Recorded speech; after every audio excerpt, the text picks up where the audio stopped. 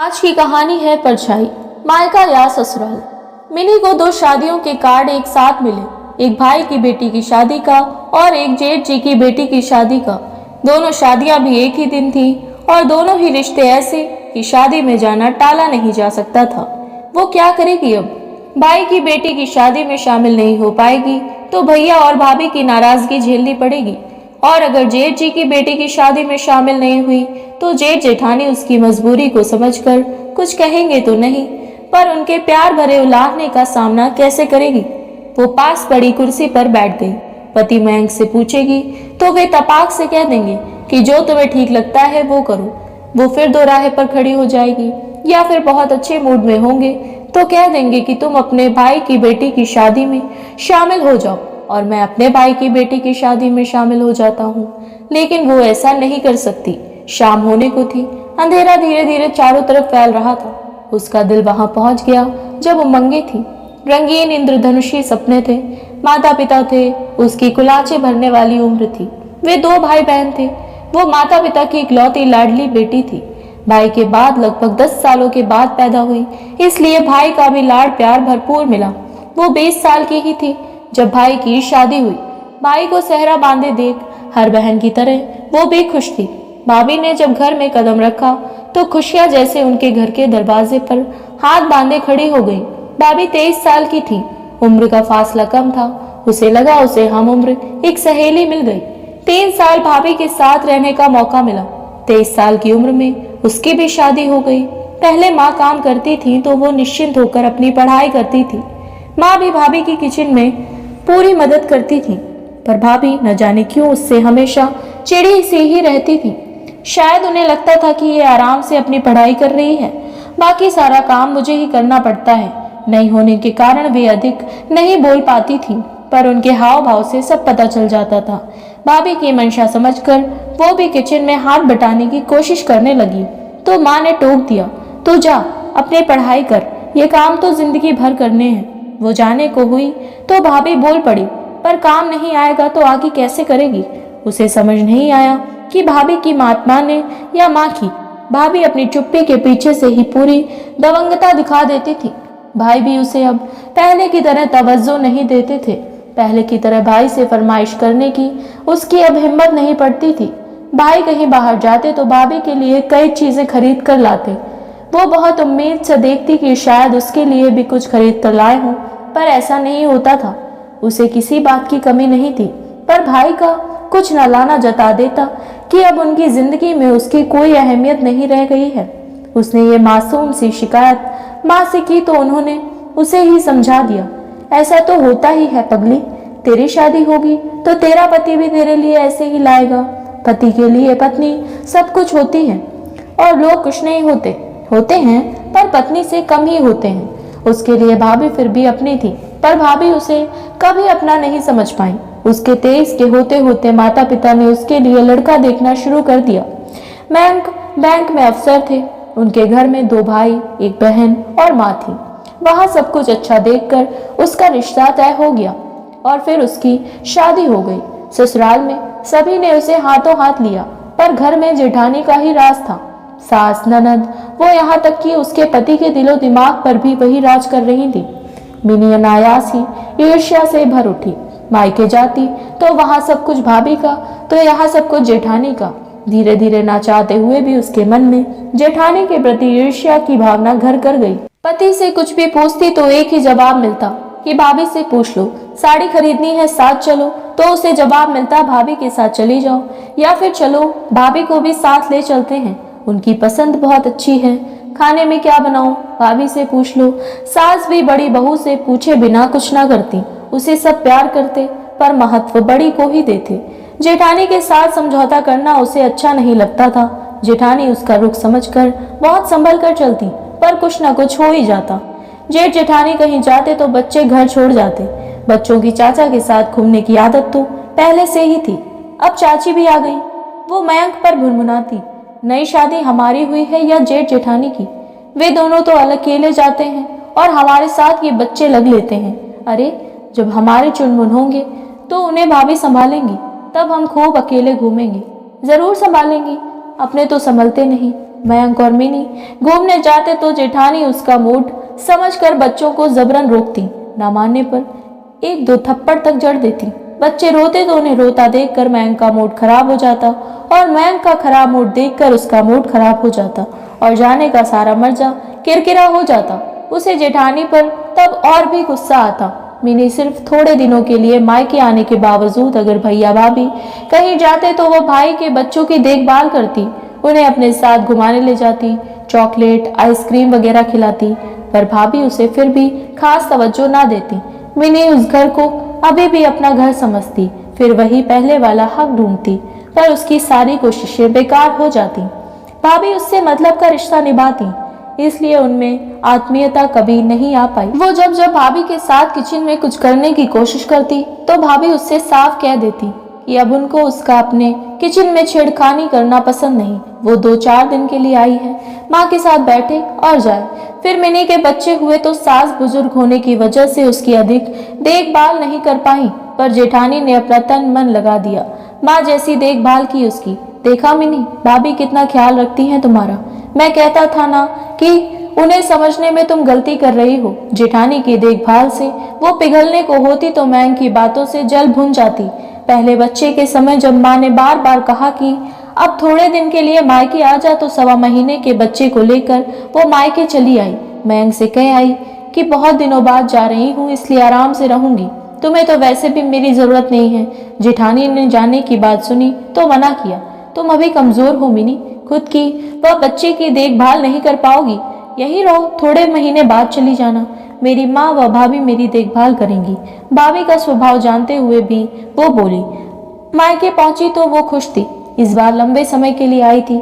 जब घर पहुंची तो भावुक होकर माँ व भाभी से मिलना चाहा, पर भाभी का उखड़ा मुंह देखकर उत्साह पर पानी फिर गया। माँ भी बहुत उत्साहित नहीं दिखी, ऐसा लगा जैसे माँ ने रीति रिवाज निभाने व उसका मन रखने के लिए उसे मायके आने को कहा था। शायद उन्हें सचमुच विश्वास नहीं था कि वो आ जाएगी।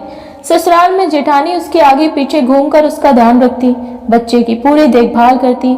सास हर समय सबसे उसका ध्यान रखने को कहती। उसका बेटा सबकी आंखों का तारा था। वहीं मायके में माँ की भी काम के करने की एक सीमा थी, फिर भी उनका पहला ध्यान अपने पोते पोतियों पर रहता था, नहीं तो बहू की नाराजगी मोल लेनी पड़ती। भाभी को तो उसकी देखभाल से मतलब ही नहीं था, जो खाना सबके लिए बनता वही उसके लिए भी बनता। एक दिन रात में तबीयत खराब होने की वजह से मिनी बच्चे की देखभाल भी नहीं कर पा रही थी। माँ ने रोते हुए बच्चे को उठा लिया, पर उसका पेट दर्द रुक नहीं पा रहा था। माँ ने हार कर उसके भाई के कमरे का दरवाजा खटखटा दिया। बहुत मुश्किल से भाई की नींद खुली। उसने दरवाजा खोला। बेटा, मिनी की तबीयत ठीक नहीं है, पेट में दर्द हो रहा है। क्या माँ, तुम भी ना छोटी छोटी बातों के लिए जगा देती हो। अरे परहेज वगैरह वो कुछ करती नहीं, हाजमा बिगड़ गया होगा, कोई दवा दे देती, बेकार में नींद खराब कर दी। सब कुछ करके देख लिया बेटा, पर दर्द रुक नहीं रहा, तो दर्द की कोई गोली दे दो। इतनी रात में मैं क्या कर सकता हूँ। और तुम भी माँ, कहाँ की जिम्मेदारी ले ली, उसे अपने घर भेजने की तैयारी करो, उनकी जिम्मेदारी है, वही संभाले। सो जाओ, अभी सुबह देखेंगे, कहकर भाई ने दरवाजा बंद कर दिया। माँ लौट आई। ना मिनी ने कुछ पूछा, ना माँ ने कुछ कहा, उसने सब कुछ सुन लिया था। सारी रात वो दर्द से तड़पती रही। माँ सिराने बैठी रही, पर भाई भाभी ने सहानुभूति जताने की कोशिश भी ना की। सुबह पेट दर्द कम हो गया, पर तबीयत फिर भी ठीक नहीं थी। लेकिन भैया भाभी ने ये पूछने की जहमत नहीं उठाई कि रात में तबीयत ठीक नहीं थी, अब कैसी है। वो सोच रही थी कि उसकी इतनी तकलीफ में तो ससुराल में रात में पूरा घर हिल जाता, यहाँ तक कि बच्चे भी उठकर बैठ जाते। यहाँ माँ के अलावा सब सो रहे थे। सोचते सोचते उसका मन भारी सा हो गया। किस बंधन में बंधी हुई वो बार बार यहाँ आती है और भैया भाभी के द्वारा अपमानित होती है। क्या खून के रिश्ते ही सब कुछ होते हैं। जेठ जेठानी उस पर जान छिड़कते हैं, लेकिन उन्हें वो अपना नहीं समझ पाती। उल्टा चाहती है कि उसका पति भी उन्हें अधिक तवज्जो ना दे। वो बिस्तर पर गमगीन सी बैठी हुई थी, तभी माँ चाय लेकर आ गई। मेरी रात की बात से दुखी होगी तो वे जानती थी, पर उनके हाथ में था भी क्या। क्या हुआ मिनी, अब कैसी है तबीयत तेरी। माँ स्नेह से उसका सिर सहलाते हुए बोली। अब ठीक हूँ माँ, आपको भी रात भर सोने नहीं दिया मैंने। अरे कैसी बात कर रही है तू। अच्छा चल, मुंह हाथ धो ले और चाय पी ले। मिनी चुपचाप चाय पीने लगी। माँ ने अपना कप उठा लिया, दोनों चुप थे, पर दोनों के दिल परेशान थे। माँ, मेरी तबीयत अगर ऐसी ससुराल में खराब होती तो मेरे जेठ जेठानी सारा घर सिर पर उठा लेते। अचानक मिनी बोली तो माँ समझ गई कि मिनी क्या कहना चाहती है। वे धीरे से उसके पास खिसक आई। मिनी, तू जिन रिश्तों की जड़ों को सींचना जा रही है वे खोखली हैं, सूखी हुई हैं बेटा। खून के रिश्ते ही सब कुछ नहीं होते। जितनी कोशिश तुम अपने भाभी के साथ अच्छे संबंध बनाने में करती है, उसका अंश मात्र भी अपने जेठ जेठानी के साथ करेगी तो वे रिश्ते लहलहा उठेंगे। जो रिश्ते तेरी तरफ कदम बढ़ा रहे हैं उन्हें थाम, उनका स्वागत कर। जो तुझसे दूर भाग रहे हैं उनके पीछे क्यों भागती है? माँ उसकी और अपने मन के विचारों को शब्द देती हुई बोली, ये तेरी भूल है कि कभी ना कभी भाभी तेरे प्यार को समझेंगी और तेरी तरफ कदम बढ़ाएंगी।